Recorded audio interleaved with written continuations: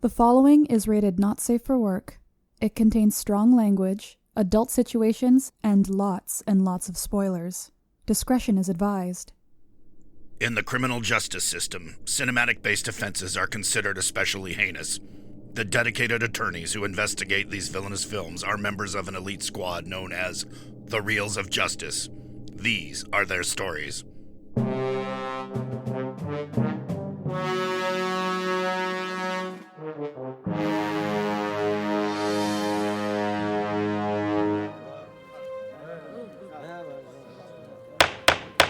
Order, please, order. The Reels of Justice is now in session. Judge Dylan J. Schlender presiding. All eyes for the Honorable Judge Schlender. Be seated. Welcome to the Reels of Justice. Today we are hearing the case of the People versus the Hitchhiker's Guide to the Galaxy, a 2005 sci-fi comedy movie about everyman Arthur Dent, who is thrown into an intergalactic adventure after the Earth is destroyed in order to build a hyperspace bypass. For those of you unfamiliar with our court proceedings, we are here to determine if this film is guilty of being a bad movie. As always, in this courtroom, films are to be considered excellent until proven awful, and the burden of proof lies upon the prosecution to prove beyond a shadow of a reasonable doubt that the film is guilty. Mr. Simon Majumdar, you are appearing on behalf of the prosecution. You may present your opening statement. Excellent. Thank you. Well, first of all, Your Honor, I would like to start just by correcting you because you described this as a sci-fi comedy. This is not a comedy. This is about as funny as a fire in an orphanage. So we're going to have to just make a start on that, so we put this film into context. Let's talk about this. I have a number of reasons why I think this film needs to be consigned to the sci-fi space bin.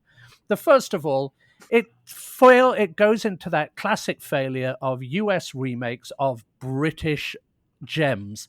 I will give you in evidence the IT Crowd. I will give you the In-Betweeners, God help those poor children. And I will also give you the American remake of Fawlty Towers, one of the greatest sitcoms of all time, where the Americans decide... We did remake it with B. Arthur as Sybil, I believe her name, and they actually decided that the character of John Cleese was so unlikable they actually took him out of the sitcom, and it was all about the wife. Go and look it up. There's no show. No, there is basically no show. So what I'm saying is, with one or two exceptions, some people might argue The Office, I wouldn't, but with one or two exceptions, American remakes of British shows are almost indescribably appalling. And The Hitchhiker's Guide to the Galaxy, which was a film, was doubly appalling because it went around the world in celluloid. Secondly, let's talk about a waste of talent. Now, as a chef, me as a cook, if I was to go into the best stock pantry in the world and I was to go and get all of the greatest ingredients and then serve you a plate of slop, you would be very surprised. Well, here on The Hitchhiker's Guide to the Galaxy, give me a moment because I'm just going to start reading some names. Martin Freeman, Sam Rockwell, Zooey Deschanel, Alan Rickman, Bill Nighy, Mos Def, John Malkovich, Warwick Davis, Stephen Fry, most of the League of Gentlemen, Erin Miller's voice, as well as many others. Bill Bailey, I think, also played a whale in this. They took some of the finest actors and actresses in Britain and around the world and created slop, just badly directed garbage. That takes a lot of doing. So it really does. You have to work very hard to make a film quite as reprehensible as The Hitchhiker's Guide to the Galaxy with that much talent. Now, the second thing is to do with the script writing. And I'm going to come back to there with something that really pains me because he was someone of whom I was enormously fond, and I had met him once or twice when I was very young in the late 70s. The death of Douglas Adams. Now, he died about 4 years, I think, before this film came out.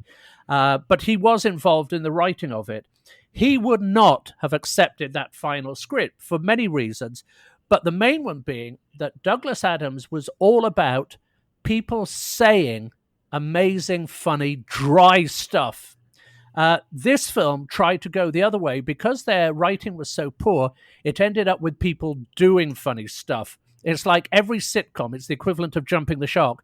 Once a sitcom starts to get their characters to do funny stuff rather than say funny stuff, it is dead. Once this film starts getting people to run around and do funny stuff, they are completely missing the point of what Douglas Adams and all his books and films were all about. Thank you, Mr. Majumdar. Appearing on behalf of the defense is Mr. The Answer to the Ultimate Question of Life, the Universe, and Everything is Ryan Luis Rodriguez. Please present your opening statement. Vogon poetry is the third worst in the universe.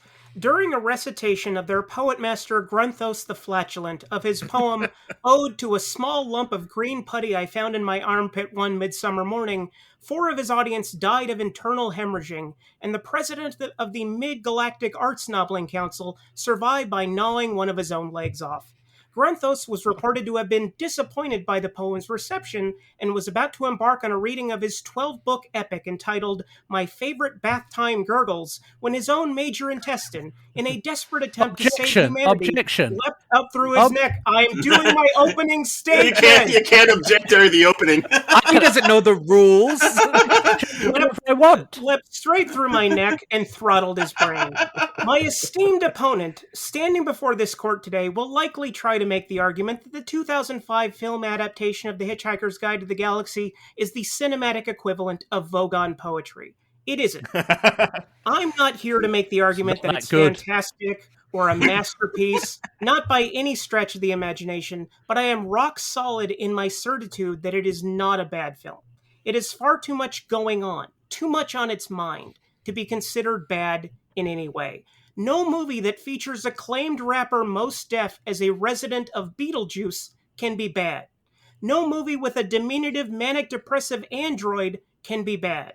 And I will prove this beyond a shadow of a reasonable doubt. Thank you. Case dismissed. All right, order. The case is not dismissed, but thank you all the same, Mr. Rodriguez. Mr. Majumdar, you may proceed with your first exhibit. Absolutely. Before I do anything else, it seems that the defense, all it's doing is reading out half of the beginning of the book, which if I'd have known that, I'd have just have got it in front of me. So that seems fairly pointless. But there you go. There you go. And he's an American. He didn't read it that good. No, well, I'm surprised he can read. Oh my God! Order in the court. My goodness. Hey, we are talking about. So let us start first of all with the fact of the heritage of this, not just this particular film, but the legacy of these books, the legacy of the radio series, the legacy of the TV series. This is like taking the crown jewels of British comedy, handing them over to some fake jeweler in downtown the Bronx and saying, make a bad copy. And that's basically what we got with this. What people may not know if they're in the United States and they see this film kind of by accident, which is probably the only way you should ever see this film, and then only about 5 minutes of it, because by that time you would probably be vomiting, is that the books are exquisite and beautifully written. The radio series captured, and if you've never listened to the radio series, go and find it. It was a Radio 4 radio series, which is basically what NPR copied, and they created one of the greatest television series of all time, something that still holds up. And then the TV series, which was a magnificent TV series where they took fantastic actors, but not necessarily well known, because they realized that the article itself was the star. Now, what we have here is the classic remake by US of a British show. And I mentioned this before, but I'll do it again so you can use it again. And also to reiterate, that I've already won this argument. It's just that it's not an hour later, just so you haven't given it to me. Let's mention some of the things that America has remade of British sitcoms. I'm going to give you the IT Crowd. I'm going to give you Red Dwarf, one of the greats, which was turned into something completely ghastly. The In-Betweeners, one of the great British sitcoms of all time, about 4 children, which I have have no idea what they did. I think they should have just killed the children off on the first one because it would have been safer for them. And the remake of Faulty Towers, why anyone would do that. But it shows you that often when you come to American remakes of British things, this is not great. The second point, and I mentioned this before, but is if I, as a chef, my normal tradition, go into the pantry that is containing the best ingredients in the world, and I come out and I present you with a bowl that tastes like somebody else's toenails, you would be very surprised. Well, The Hitchhiker's Guide to the Galaxy is the filmic equivalent of eating a bowl of somebody else's toenails.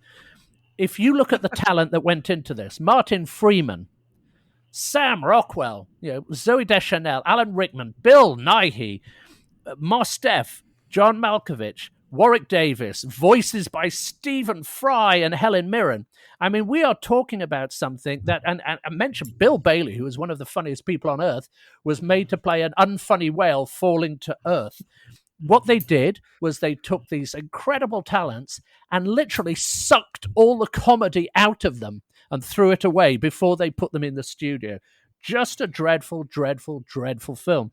And finally, this film was started in 2001 being co-written by Douglas Adams. Douglas Adams understood how British comedy worked. It's dry, it's acerbic, it's funny. It's not about love and squeezy feelings. It's not about shouty wouty. It's not about screaming. It's about dry. If you listen to the original of Peter Jones reading The Hitchhiker's Guide to the Galaxy, you would understand on both the radio series and the TV show why this is all so good, in the same way that if you listen to the computer on Red Dwarf in the British version, you'll understand why it works and why it doesn't in the American version. Douglas Adams died probably because he knew he was going to be so ashamed of this film, God bless him. Oh, Jesus! because this film... This film probably would have killed him anyway, or certainly he wouldn't have been. Knowing him, he would probably have had to go into deep thought and bury himself below ground. So even the aspects of this that stick to The Hitchhiker's Guide to the Galaxy, like deep thought, like some of the poetry, they're done in such a clunky way that they're almost screaming the jokes from the top of a hill, and it's just embarrassing rather than anything else. So this film is a film that might work if you don't understand what Hitchhiker's Guide to the Galaxy is as a legacy. It might work if you didn't realize that the talent for all of this is absolutely fantastic and they basically suck the comedy out. It might work if you had no idea who Douglas Adams was, and it might work if you didn't know that Americans just have a tendency to ruin every remake of a British show they've ever touched. I give you my exhibits. Oh man! All right, He's in full pomp tonight. Absolutely. Thank you, Simon. Ryan, would you like to respond to some of these points vis-a-vis the acting, the legacy? Yeah, of the movie? well, first I'd like to just touch upon its existence as an adaptation. Now, even if this is a bad adaptation, that doesn't make it a bad movie. Some of the best films are terrible adaptations. I'm going to recall Robert Altman's The Long Goodbye, which is a masterpiece, but it is a betrayal of Raymond Chandler's novel. We should be saying a long goodbye to this film. That's what you were going to interrupt me with? That's the best you got? Okay. No. All right. Jeez. I thought it was good. Order in the court, please. Ryan, please continue. But to speak to Douglas Adams, I hate to break it to the prosecutor, but he approved of basically everything in this film, considering that the final shooting draft is based heavily on his last completed draft before he passed away, and changes made to the narrative or characters is based on his own comprehensive notes. He must have been very unwell. How Americans Order. about how Americans ruin all the British things. I believe Douglas Adams actually said that only Arthur had to be British. So we're kind of coming in here with his approval. One word: money.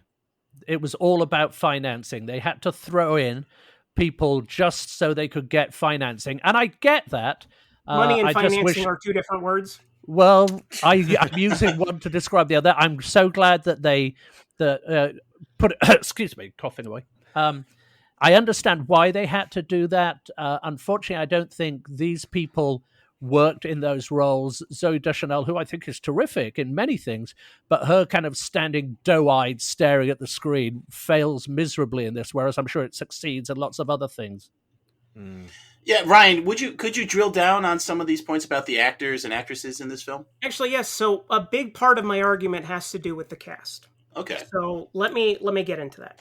All right. So this film is chock full of the series is chock full of memorable and iconic characters, and despite what the prosecution says, they have been cast remarkably. Aside from maybe Zooey Deschanel, who I admit leaves a lot to be desired, but as Arthur Dent, Martin Freeman is masterful at going into full existentialism mode as Douglas Adams' bathrobe-wearing schlubby protagonist. The most surprising casting choice has to be acclaimed rapper Mos Def as alien hitchhiker Ford Prefect, mainly because I don't know who thinks of him when imagining the character in one's mind's eye, but he turns out to be one of the biggest surprises that the film has to offer. It shouldn't really be a surprise, given that he'd already proven his comedic chops in several sketches over the entirety of the Chappelle Show, but I can get lost in him doing his weird little runs, none of which were a character choice, just, according to the producers, the way that Mos Def happens to run. Now, we have Sam Rockwell as Zephod Beeblebrox, who made the decision to base his performance on a combination of Bill Clinton, Elvis Presley, and then President George W. Bush. Yeah. Injecting the And character someone who with had given up on their career, apparently. Oh, burn. Take that, Rockwell. He injects the character with a sense of clueless bravado that sold me instantly and never let up. Again, Zooey Deschanel is also in this movie. Okay, whatever. She's cute. She's cute. That brings me to the greatest collective bit of character work, and it's all done in voiceover. We have the brilliant Stephen Fry taking over as the narrator and voice of The Hitchhiker's Guide, replacing Peter Jones in the BBC miniseries, a bit of casting that was the direct result of Douglas Adams. Even if what he's saying isn't funny or note perfect in its affable atheism, his sonorous tones are so pleasant that frequently I want the film to be silent so that he can describe it all to me. We also, again, have Helen Mirren as the voice of supercomputer Deep Thought, responsible for the answer to life, the universe, and everything being 42. And in her brief appearances in the film, she manages to deliver a portrayal that vacillates between spacey and authoritative. And by spacey, I mean absent-minded, not the fact that she's in a movie in outer space. It's confusing. But my favorite bit of casting concerns the late Alan Rickman as Marvin the Paranoid Android. I love everything about Marvin, whose visual depiction I'll get to shortly, but just as a performance, Rickman is astonishing. As a manic depressive myself, I'm always looking for positive portrayals in fiction, and Marvin is entirely endearing and makes the most of every single moment in which he's on screen. In fact, when he shows up, it's hard to care about anything else because he's so cute. I just want to kiss him. Simon, can you respond to Marvin? I mean, we are looking at Alan Rickman. You have to like Marvin, right? Well, first of all, before I say anything else, the fact that we just had this rather kind of sensual description of Marvin the robot by the defense has rather violated me, and I think the defense should be censured. They should be sent from the court, and whatever happens at the end, I'm going to be claiming a mistrial because I think. Look, I know you English are uncomfortable with closeness, but it's not sensual to say that he's cute. The next thing I know, the defense is going to tell me where they want to polish Marvin, and I think we're going to have a bit of a struggle. Oh my God! So let's start about this, and I will start this by saying that Alan Rickman is a saint. Alan Rickman, in just about everything he was ever in, made the films better. He was wonderful in Robin Hood, which wasn't a great film, but he was magnificent in it. Fantastic, of course, in Die Hard, fantastic in Harry Potter, fantastic in everything, and Alan Rickman was magnificent. Here, I think his problem is, and I think this is part of the problem that I find overall with this film, when you put him up again, when you put Alan Rickman up as Marvin, you don't think of him as Marvin. You think of him as Alan Rickman reading a script. And unfortunately, because it is all voiceover, you're not getting the full Alan Rickman, what you're getting is Marvin, who's not as funny as in the radio series or in the TV series, when read by Peter Moore, I think. I can't remember the exact. Let me just double check, because I want to give him the true credit. Stephen Moore. When Okay. you're Stephen Moore, who read it in the original, go and listen to him, who really got that dry, depressed, something I know, cynical, curmudgeonly, because he wasn't just, he wasn't originally just called, someone who was depressed. He was known as Marvin the Paranoid Android. And so there were so many aspects to him. And what we're getting with, because of the script here, all we're getting is Alan Rickman, who people love, but reading a bad script. So you're not getting the nuance of the original. The other side I will say about it is that Marvin, by his nature, if you read the books, again, if you listen to the radio series, isn't meant to be cute. He's meant to be, the fact is, he's a very functional robot who just about gets by and does his stuff very curmudgeonly and without any kind of grace at all. And unfortunately, I think trying to create a kind of robot for whom you feel a little bit sorry isn't what this is about. So I think while Alan Rickman is always, fantastic and probably one of the best things in this, with possible exception of some of the voices by the League of Gentlemen characters, there's not much about his performance in this that I would put in his top 10. Oh, okay. So, Mr. Majumdar, is there anything else you'd like to bring up before we kick it over to Ryan Proper? No, I think some of the descriptions, I'm going to question some of the defense's views of the cast, all of whom, as I mentioned, with the possible exception of Zooey Deschanel, who I just think was miscast, the others could have worked this through with a great script. But I think the script they were given, however much it may have gone through Douglas Adams' mind as he searched for Hollywood fame, don't forget he moved to Santa Barbara, so that probably took away half of his humor anyway at the same time. Where he unfortunately passed away. I just think that a lot of the script, even with incredible stars, and I would never disagree with the defense that these are all amazing people who in other things have been fantastic, I think they just lost it here. Stephen Fry is someone who I've grown up, is my age, or a little bit older, and I've been watching, and he has contributed to British comedy. Here, again, I think he loses some of the aspects that the original Hitchhiker's Guide had. Something that's it seems like Stephen Fry's commenting on things. The book doesn't. It literally just reads out what it is in a very dry, very British way. And again, I'm fortunate to be old enough to have listened to the originals. And what that does is puts a perspective on the film of Hitchhiker's Guide to the Galaxy that just makes it appear just as wretched as it is. And now I rest. All right. Thank you very much, Simon. Mr. Rodriguez, you may proceed with your case. So I only have one more argument. Very good, sir. Let's hear it. I rewatched the BBC miniseries back to back with this film, and I found it to be a rewarding experience, not just because the two echo each other in interesting ways, kind of like The Wizard of Oz syncing up with Dark Side of the Moon, but because there is such a wide gulf between the two visually. The miniseries is crude, obviously, given that it was produced in the early 80s for English television. It was never going to be anything but crude, but it's extremely charming in its crudity. And clearly director Garth Jennings thought so as well, because the aesthetics of his film rhyme with the original production. The Vogons are much more complicated in terms of design. They're fashioned by the brilliant minds of the Jim Henson Company, and their depiction is not too dissimilar from, hunchbacked, corpulent orcs with giant beanbag bodies, which is kind of cool.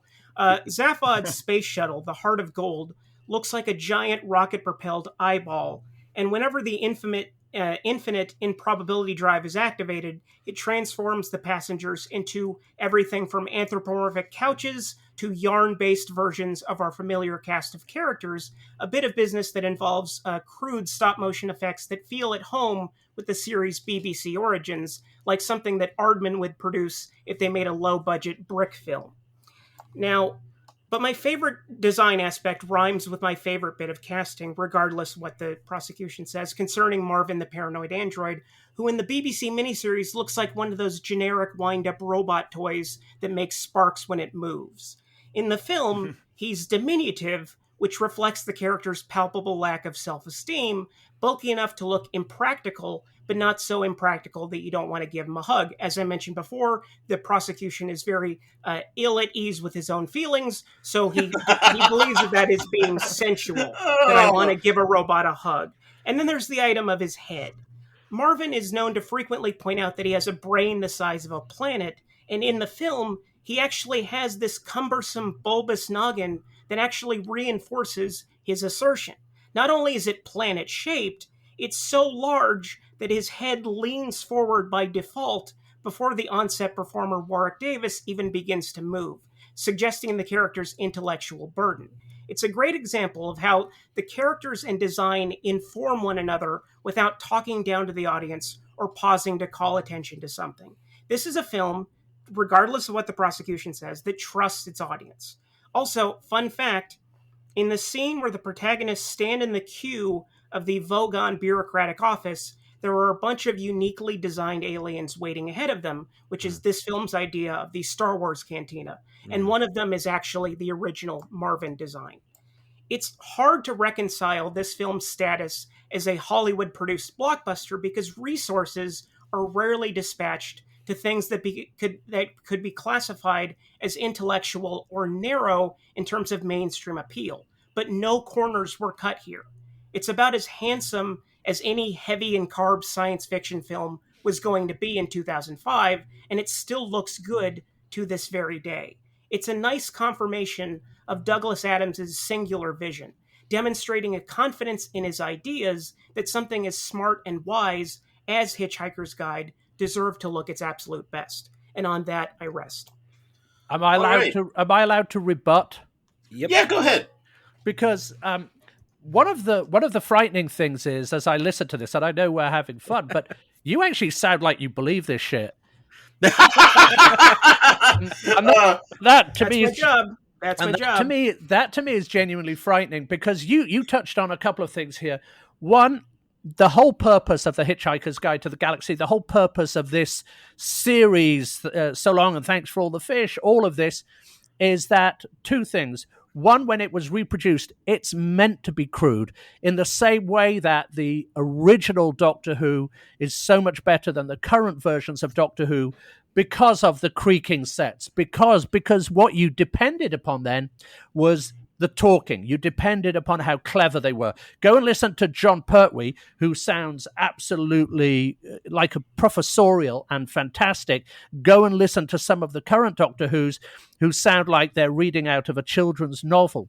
In the same way, one of the things that I think with Hitchhiker's Guide to the Galaxy, and you touched on this, but I think you got it absolutely wrong, Hitchhiker's Guide to the Galaxy is one of the most intellectually challenging sci-fi or comedy sci-fis, whatever you want to call it, ever written. And because of Douglas Adams, what the film did, and I am getting serious, it neutered it.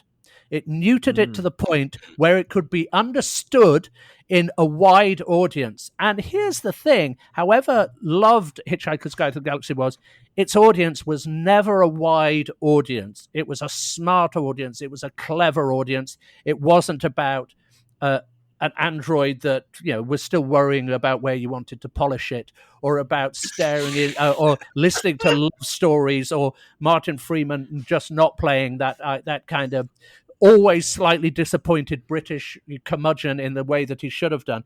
And I think you touched on it, and I think those are the two key points there. The crudeness of it as it's writing, it was meant to be written and to be developed in a crude form. And secondly, I think the intellect. And I think it was neutered down to the point where it became a fun sci-fi fantasy. It was never meant to be. And on that, I rest too. So if he wanted it to be crude, why did he try making it into a movie in the 80s? Why did he try to make it into a movie at all? Movies aren't supposed to be crude. I suspect it's because no one ever offered him money. Well, it was actually in development since 1982 with Ivan Reitman, so he was offered a lot of money. But it didn't get made, which is a classic example of lots of things go into development hell. And I suspect if it had come out in 1982, it probably would have been better. It probably would have been funnier. More stop motion. All right. Yeah. Well, okay. Order of the court, because both sides have rested. In some cases, they've rested twice. So the attorneys will now present their closing arguments. Simon, you may begin with your closing argument. I think the court will know that I have given you a number of facts about why I believe that this film should be consigned to the pit of sci-fi comedy hell, both because it's an appalling US remake of a British favourite, the waste of talent that we see throughout this, some of the best talent who still appear in films all the time, the fact that this is a film that stopped trying to get everyone to say funny things, a Douglas Adams speciality, but got them to try and do funny things, not what he was about at all.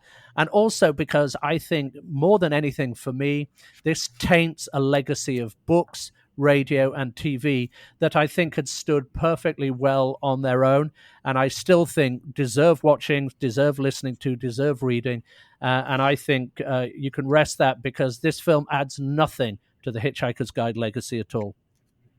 All right, thank you very much. Mr. Rodriguez, you may present your closing statement. Taints a legacy. Taints a legacy. You know, everything that came before still exists, so it didn't wipe anything out like a magnetic tape. It's still there. But that's besides the point.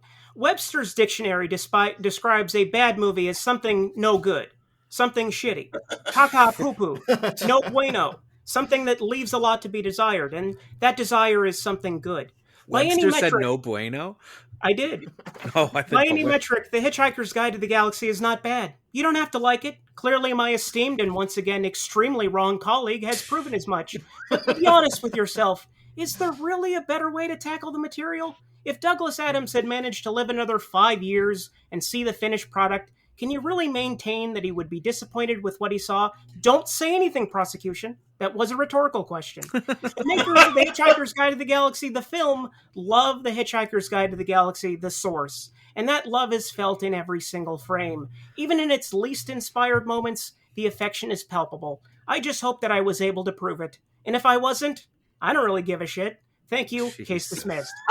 No, the case is not dismissed. Ryan's a fist pump too.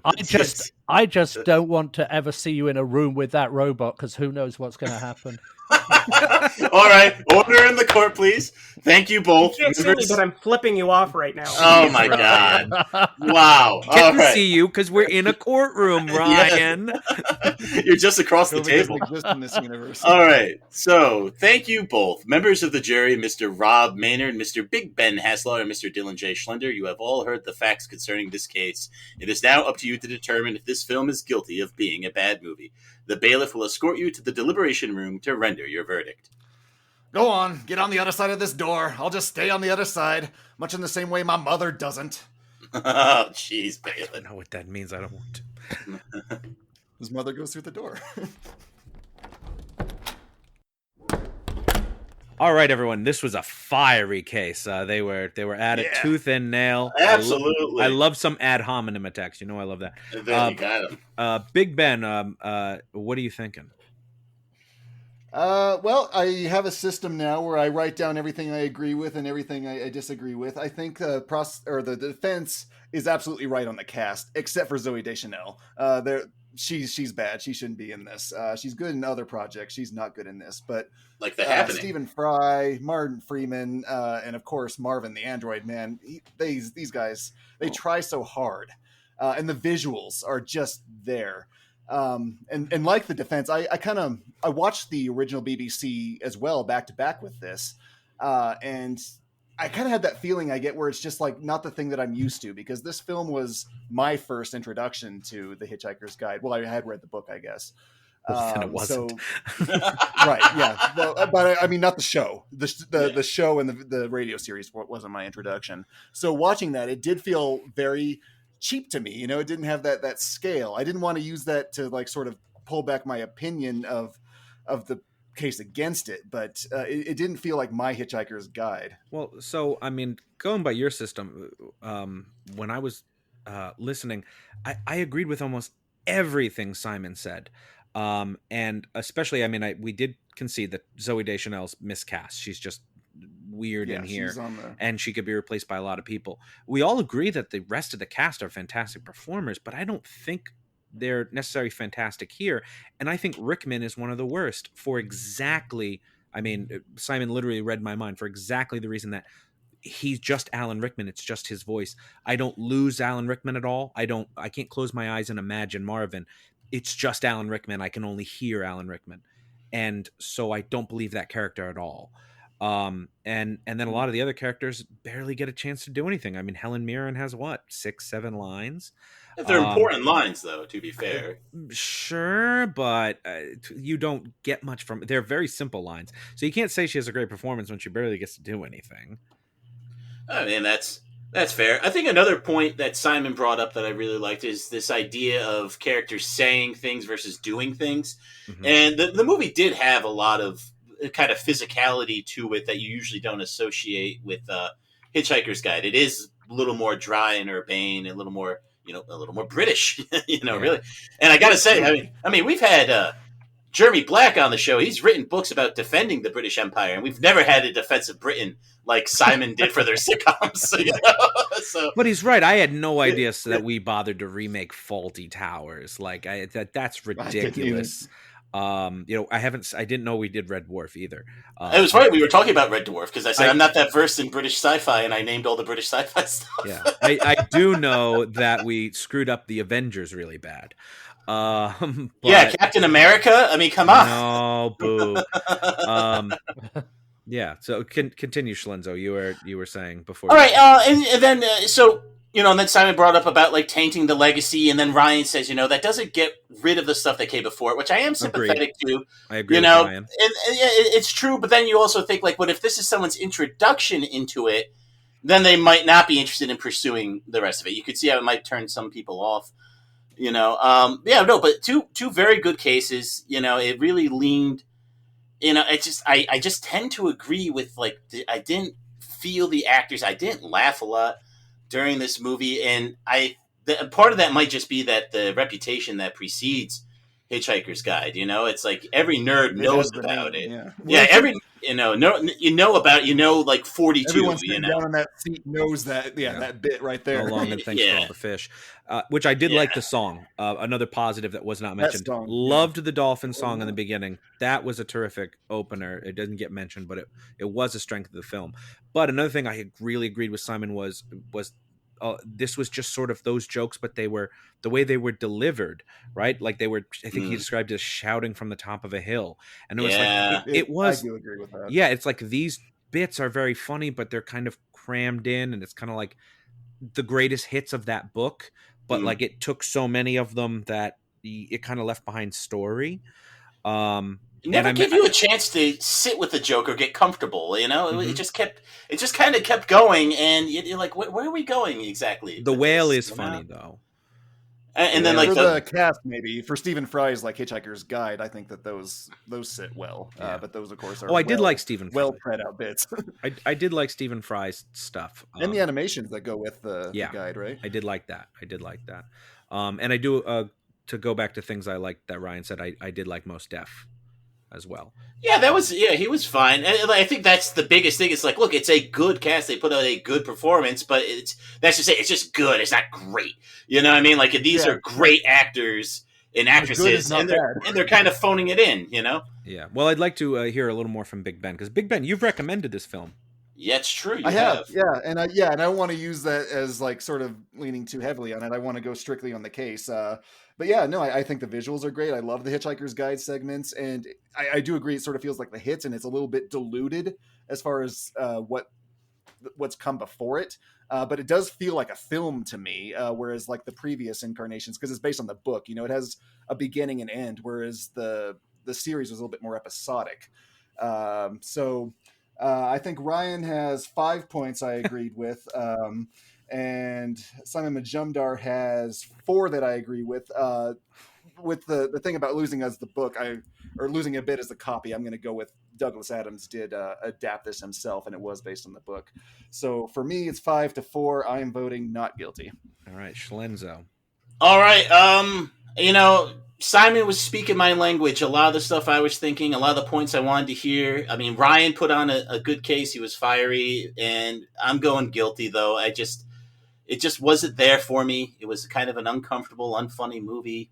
and I just like Simon's points, so I'm voting guilty. It comes down to you, Mr. Banks. Yeah, like as you said, it kind of the jokes on paper are very funny, and they're just kind of delivered and they don't land. They're kind of flat, and I felt that way. I thought it was a great case by Ryan, but one of the biggest points Simon mentioned was like how it was squishy. Like the love story really feels crammed in there, and maybe that part of that is Zoe's fault, but I don't feel anything for the two of them. I don't really care to see them get together, and I don't care where they go after this. So I'm going to go guilty. Oh, wow. So let's get out there and tell that very handsome judge. Oh, thank you. Mr. Foreman, have you reached a verdict? We have, Your Honor. In the case of The People versus The Hitchhiker's Guide to the Galaxy, we find the defendant guilty of being a bad movie. Order in the court. Put down those laser blasters. My goodness. All right. I'm not adding laser blasters. I have a feeling you will. The verdict is so rendered. The Hitchhiker's Guide to the Galaxy is guilty. But please come back in 7.5 million years for sentencing. Court is adjourned.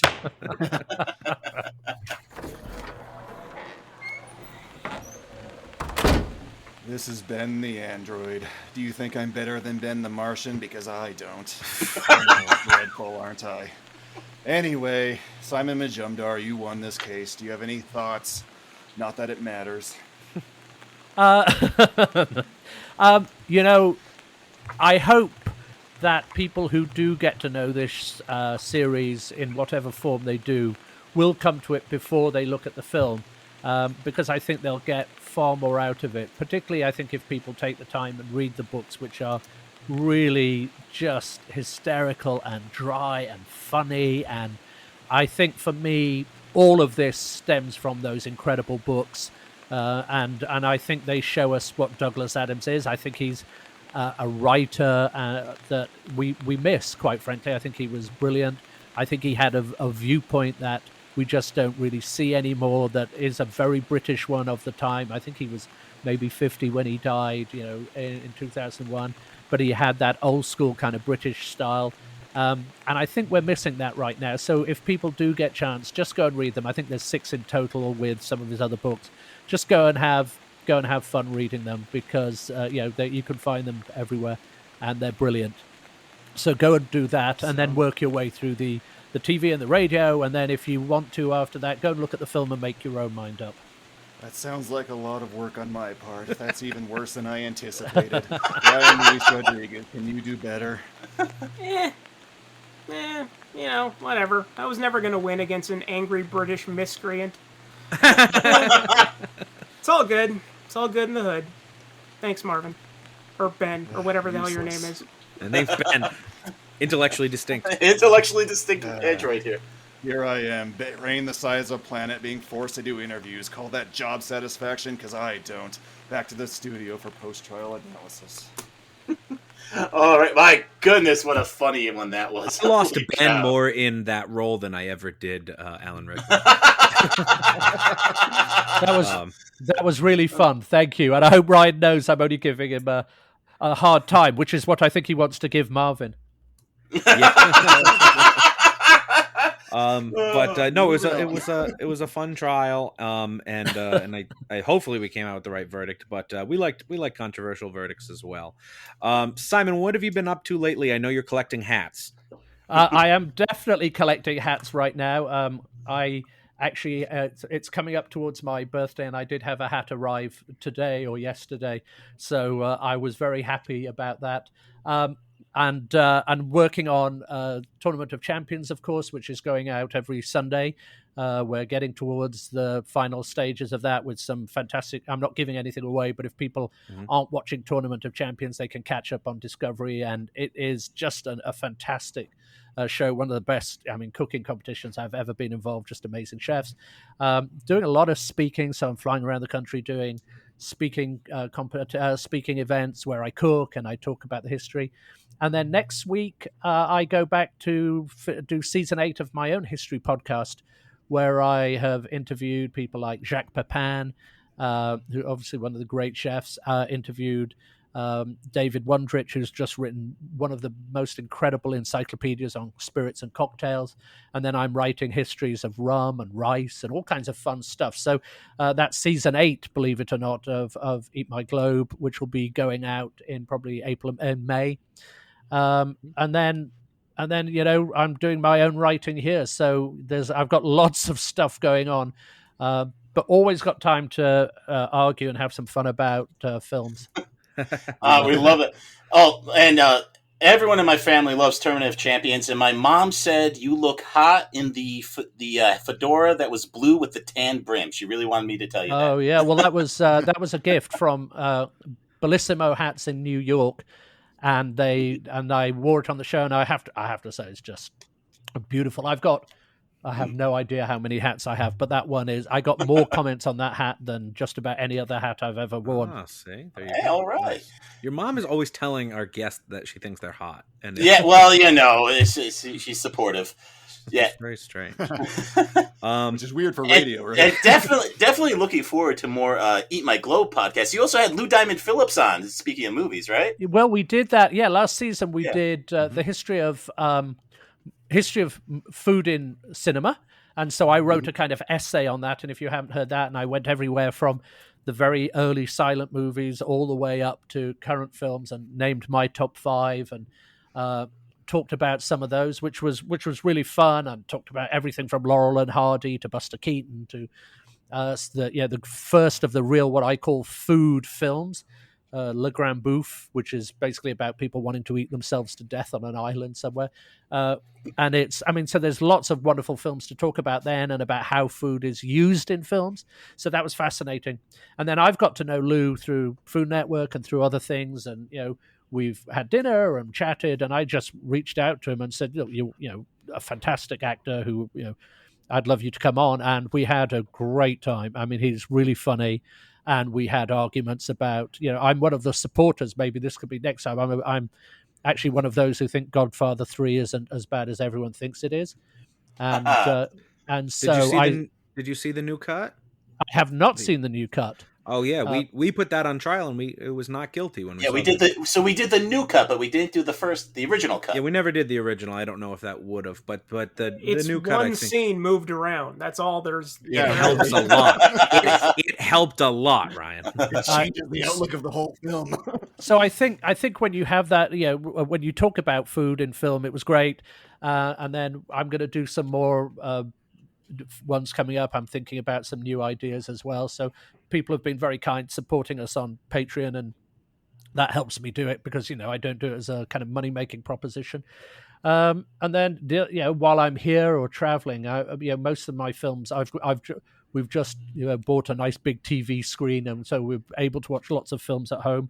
And the nice thing is that there's so many just great films that could be, kind of fun, and like Spider-Man, which I thought was absolutely fantastic. And there's also, just one Petite Maman, which is one of the films, the lady who did Portrait of a Lady. And there's just so many great films out right now. I think we're in a bit of a golden age with some of the films right now. I love movies. I always have done. And when they can be about food as well, I'm fantastically happy. And I think you were going to mention one film that people should watch. Yes, we always ask for a recommendation of a film that people should check out. So what is a movie our listeners should check out?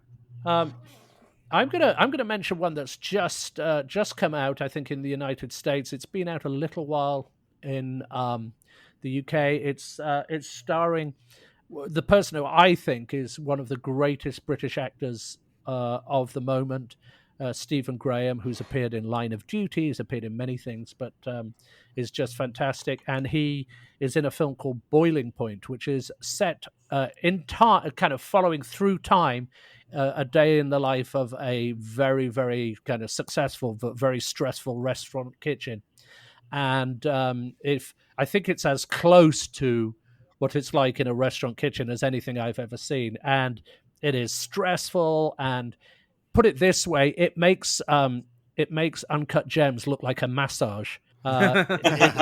It is definitely one of the most stressful films, so don't watch it if you want to calm down. But definitely watch it, because I think it's I think from a food point of view, every chef I know who's seen it has just gone, that's it. That's what food. That's what it's like being in a kitchen. So go and watch it. And Stephen Graham, if you don't know him, you'll recognize him as soon as you see him. He's been in many things, and he's just, I think, right now, top of the tree of British acting right now. Awesome. Ryan, have you seen this? You see everything. No, I haven't even heard of it. Oh, Called okay. Boiling There's Point. something. I don't Go think it's check it out. actually come out here yet. Okay, that would explain why you haven't seen it. Yeah, go check it out. I'd love to know, if it does, and I'm recommending it to anybody who sees it. All right, Awesome. fantastic. Ryan, you were opposing counsel. What is your recommendation? My recommendation this week is actually on topic, surprisingly enough. I am surprised. It's Hitchhiker Guide director Garth Jennings' follow-up from 2008 called Son of Rambo. It's set in the early 1980s, and it follows a deeply religious English grade schooler who teams up with the school bully to create a homemade movie dramatizing a sequel to Sylvester Stallone's First Blood, starring himself as, yes, the son of Rambo. And it reminds me of making movies in middle school with my best friends in my backyard, a time when none of us were the best at what we did, but life felt like an adventure all the same. It's heartwarming without being precious and demonstrates all the visual ingenuity that Jennings is known for. Son of Rambo is currently streaming on Canopy. Support your local library. Awesome. Nice, yeah. And it's Rambo. It's got the W at the end, though, right? Yes, it does. Yeah, Rambo. So Because he probably doesn't some- know how to spell Rambo. Intellectually distinct. Oh, I see. It's probably a little of both there. Yeah, exactly. Dylan, you were the judge this week. What's your recommendation? Well, thank you, Maynard. I'm going to recommend, I'm also actually on topic, another sci-fi comedy, but this one keeps it terrestrial, and that's 2001's Evolution. Directed by the great Ivan Reitman, the film has a Ghostbusters-esque feel as a makeshift fellowship of professors, a government agent, and a firefighter try to save their town from an alien menace that is rapidly changing. I'm normally not a fan of the acting talents of David Duchovny and Julianne Moore. You can't see my fingers doing the quotes when I say acting talents. But this movie... The X-Files. But David Duchovny's not a good actor, but I do love the X-Files.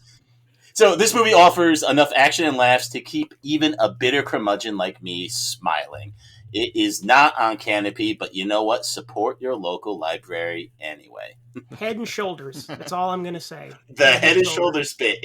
And it turns out Orlando Jones could do features, but I don't think he ever did another one. Yeah, it's been a long time Do since I've seen feature, that one. singular. I should rewatch that one. Big Ben, what have you got? I'm going to recommend another movie where Martin Freeman is paired with robots and go with Edgar Wright's The World's End. We've all taken part in this story at one point or another in our lives. We get together with our old drinking buddies. We do a bar crawl only to find that the town is infested with robots. This film is rife with that old British wit, and it features the talents of Simon Pegg, Nick Frost, Rosamund Pike, Pierce Brosnan, as well as everyone's favorite Hobbit. Plus, it's from the guy who gave us Scott Pilgrim and Baby Driver. So if you haven't, go ahead and rent this one, grab yourself a pint, and traverse the Golden Mile with these gentlemen. No, good. Yeah, and I mean, Simon Pegg and the Shaun of the Dead crew in general, they're always good. So, all right, Maynard, bring us home. I'm going to bring us home. You know, Douglas Adams has the dubious distinction of being one of only 2 people to receive a writing credit on Monty Python's Flying Circus, besides the original core group. He produced a single sketch and made a couple on-screen appearances. He became good friends and collaborators with Terry Jones and Graham Chapman. In honor of that, I'm recommending 1971's And Now for Something Completely Different. The first attempt, a failed one, I might add, to have the Pythons break through in America. This film was financed by Playboy's UK executive, Victor Loans, and it's kind of a greatest hits of sketches from the TV series, but they're entirely refilmed. In some cases, they're tweaked just a bit, and they're generally inferior. But I still think it makes for a fantastic introduction to the greatest comedy group of all time, for those unfamiliar. And for devotees of the show, it's interesting to see an alternative take on the fan favorites. It's like a live rendition of your favorite song, It's something completely different. And now for something completely different is currently streaming on Tubi. Support your local library. Oh, very good. It's like Red Dwarf. Yeah. And if you're able to see Python live at the Hollywood Bowl, too, from 1982, that one's great. That one is on Netflix right now, too. Anyway, so that is all we have for time. So we are all out of show this week. But we want to thank our guest, Simon Majumdar, for joining us. Thank you so much, Simon. Thank you very much. It's always fun. Always fun to come on and argue about a film. Yeah. We'll have you back and argue. I want to get yelled at next time. All right. And we hope you get more hats, too. And I'm still wearing the dunce hat from last time you were here. Good. Everyone gets a hat. And we hope everyone will join us again next time as well, as the reels of justice keep turning. Count it. Hats! Please follow us on Twitter at Reels of Justice, Instagram Reels of Justice, and Facebook.com/Reels of Justice.